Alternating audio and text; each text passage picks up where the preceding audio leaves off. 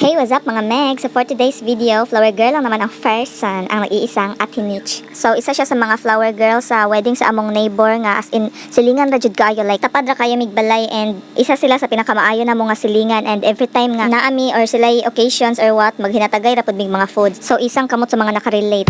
And so musakay na mig tricycle padung sa church. So chill kay among baby Yael, every time mulaag or magsakay same ani. Lami kay siyang pamati, especially kay wala jud init and gikan ra nagbundak maayo ang uwan, as in perting kusog. O di ba perti ka baha, karsada pa ni o langoyanan sa isda. Charot.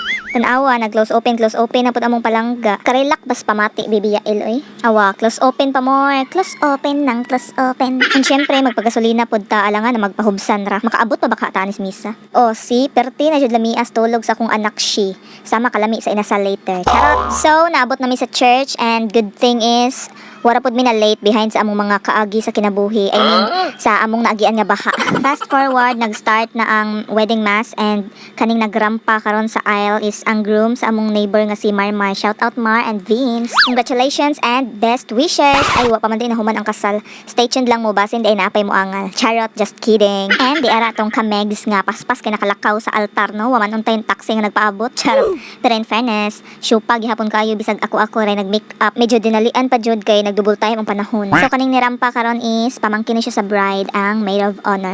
And syempre the bride. Uy, Diyos ko marimar nga nung mga bagets man ni. Pauli sa taon mo mga bibi, unya na mo pakasal inig 2050. Charot, joke na bitaw eh. So while si Mother Mercy is nagpugong-pugong ni Chin kay murag gusto pud mo rampa sa altar. So this time ang parents sa bride na pud syempre mga buutan namong silingan as always. And this time legit na jud ni siya, no? So please welcome the bride everyone. Ang among silingan nga tita ng bayan.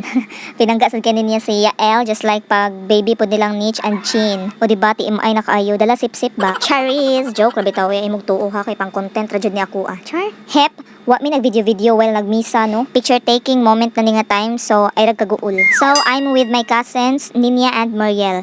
And ang magtiayon or lovers in tahaw ang parents ni Lebron o Kyrie. O diba di halata nga very NBA. So palihog kog takilid sa inyong mga screen kung interesado mo mutanaw silang pictures. So si Nitch nang naa sa front side with other flower girls. So by the way, sige siya balik ng hugsulti ganiha nga ika-third time na lagi daw ro niya nga nag-flower girl sa kasal. So laim sa kay flower girl sa flower base. And that's it. So we're here na sa venue, and as you can see, nag-una-una nagmukbang si Baby Yael sa iyang milk since di man daw siya makarelate sa nutshell, cherries. So ingani ni siya kahimantayon og mga tao if naa siya sa gawas, no? As in magliraw-liraw sinta jud ihang kalimutaw. And selfie time with their lola nga murag antira. So di jud mo cooperate si Chin basta selfie na kay na naisariling mundo. Pero kay amo man giingnan nga picturean iyang balloon, so okay ni apil na lang pud siya kaysa amo ang buthon. Charot. Picture ang baby. Picture ang baby.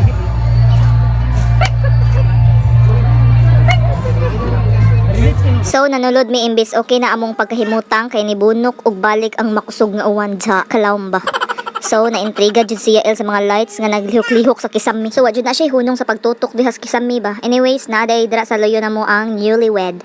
Di lang kaayo makita. So nagline na for the foods, and wala ko nilinya kay for the diet ang person. Charot. Si Ma'am Mercy ra jud ang bahala. You know na natay gigunitan diri nga bata. Charot. Ikay nang rason.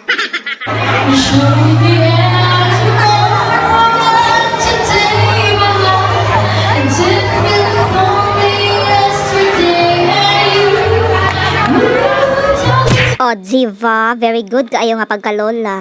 Anyways, diri na lang ko kutob, diri na lang ko taman. Wan ako katiwas og video kay nalisang nas kakusog sa uwan. Napay cellphone dali kayo malobat, ambot og unsay gidalian.